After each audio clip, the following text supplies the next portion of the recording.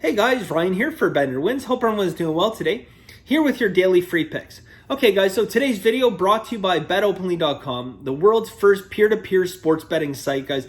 Bet for 1% commission, stop paying the juice. All right, interesting day yesterday. We finished 5-1.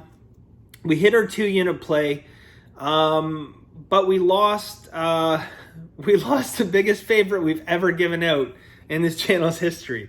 I've never given out a favorite at minus 265 before. So yeah, that was interesting, guys. They had the lead going into the ninth, gave up a home run to tie it. Then the pitcher in extra innings, and this was really interesting to me, he balked with a runner on third. I mean, you're taught, I used to pitch back in the day, not very successfully, but I did pitch.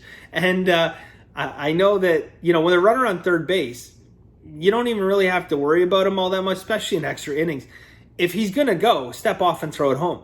But the runner distracted him enough that he actually balked. Like he took his foot off the mound while he was still set with the ball, and that's a balk. You're headed home. So he went home. To make matters worse, they scored, or they got two more errors, and then Houston only got the one run in the bottom of the inning. So anyways, we lost. But I think I know why. It doesn't have to do with like the handicapping or or the results of the game. It has to do with the fact that I angered the sports betting gods. I angered the sports betting gods by mentioning Vegas Dave when I made that pick, and Vegas Dave's whale picks. So we'll just take a minute, guys, and we will appease the gods. Human sacrifice no longer allowed in the world, so we will just do a little prayer. So we got to pray to the sports betting god. So, dear Billy Walters, I am sorry for mentioning the scam artist midget known as Vegas Dave. I will not mention him on my channel associated with any of my picks from now on. I was merely making a joke, but I do apologize.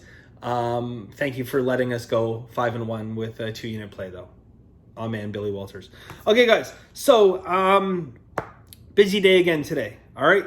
Now, again, same thing. I always tell you guys, you know, when we have a bad day, put it behind you. Okay, let's put it behind you and move on. Same thing when you have a good day. You never want to get too high in this business. You never want to get too low. So you had a good day. We pat ourselves on the back. That's it. It's over. Okay. Now, very important as well. A lot of times, and I always talk about bankroll management, guys. A lot of times after people have a good day, what do? They up their bet size. Not the time. Sunday night, after all your games are done. That's when you do that, right? Not today. Keep your bet size the same. All right, so we have a busy day here, guys. I have 5 plays for you guys, and then Masterclass 5 additional plays, so a total of 10 plays. But I will get cracking on this. All right, first off, guys, and I got a little bit of heat for this yesterday, and that is taking the under in the hockey game again. I'm going to continue to take unders in the hockey game. I've discussed the systems with you guys numerous times. When you have systems that are hitting around, high 60 into the 70% range. Yesterday I said we were just under 80% chance in that game. We're not going to ignore those. Okay. Yes, I know today we have a backup goalie in for Colorado. The backup to the backup, actually. We back up to the backup goalie. Dallas going with Bishop. That could go either way. I mean, Bishop's a great goalie, but he didn't look very good last game. But we are going to take the under, especially when we're getting plus money. So reduced use book, you're getting plus 108. So we're taking under 6 plus 108 Colorado Dallas. Under 6 plus 108 Colorado Dallas. If you guys want to hang out and wait, maybe you'll see 6.5.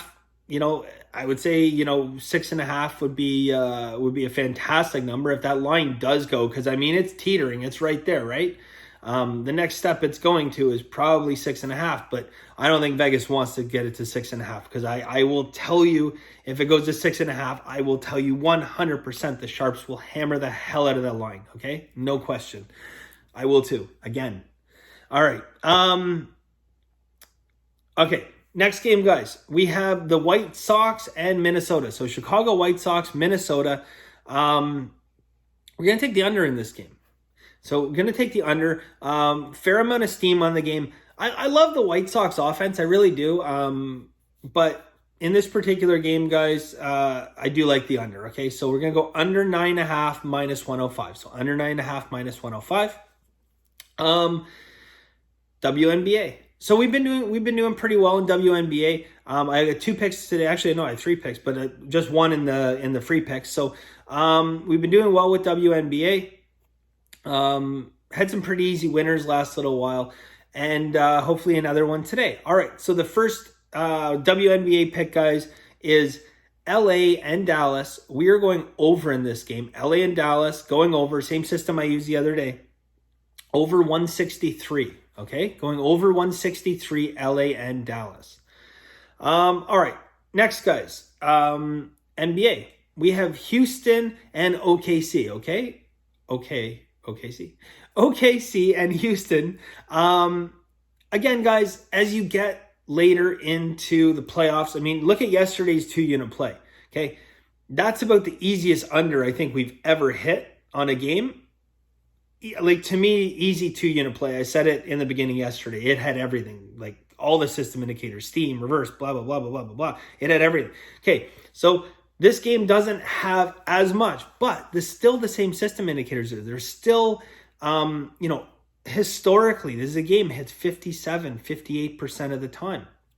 There's steam on the under. Okay, there was a bunch of steam under. It wasn't until this line dropped to 215 that they pounded steam on the over. And that's just value hunting as far as I'm concerned, because the line went too low. So now it's back to 217.5. I got this line at 218 last night, but I love it still at 217.5, guys. So we are going to go OKC Houston under 217.5. Okay, so under 217.5.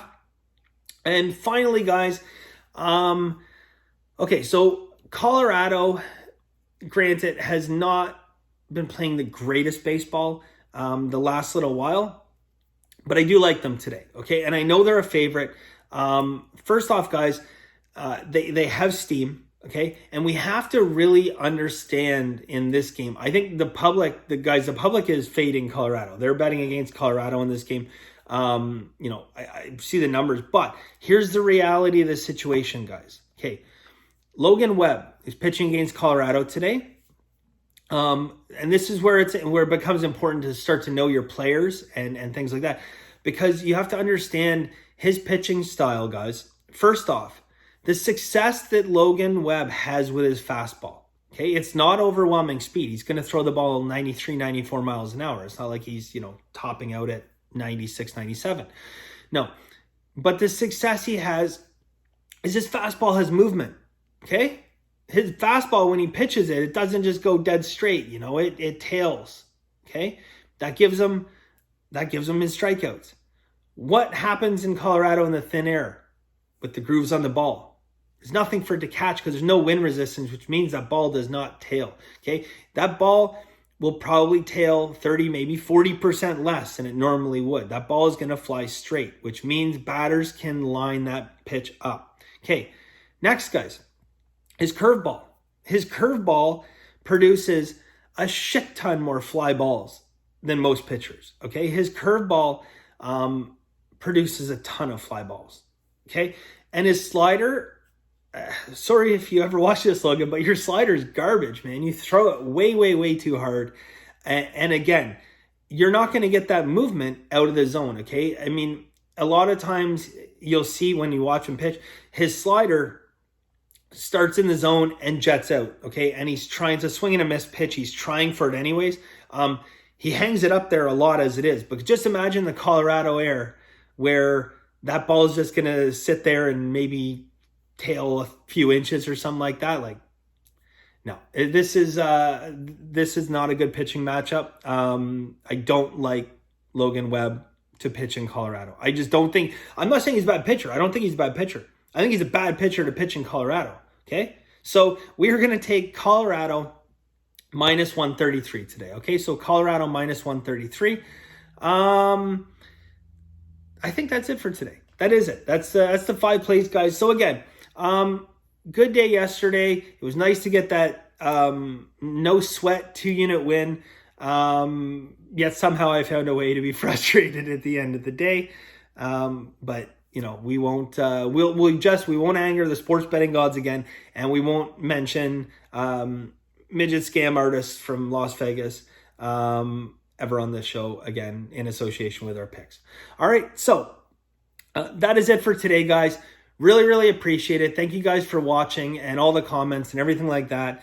And as always, guys, have a very lucky day.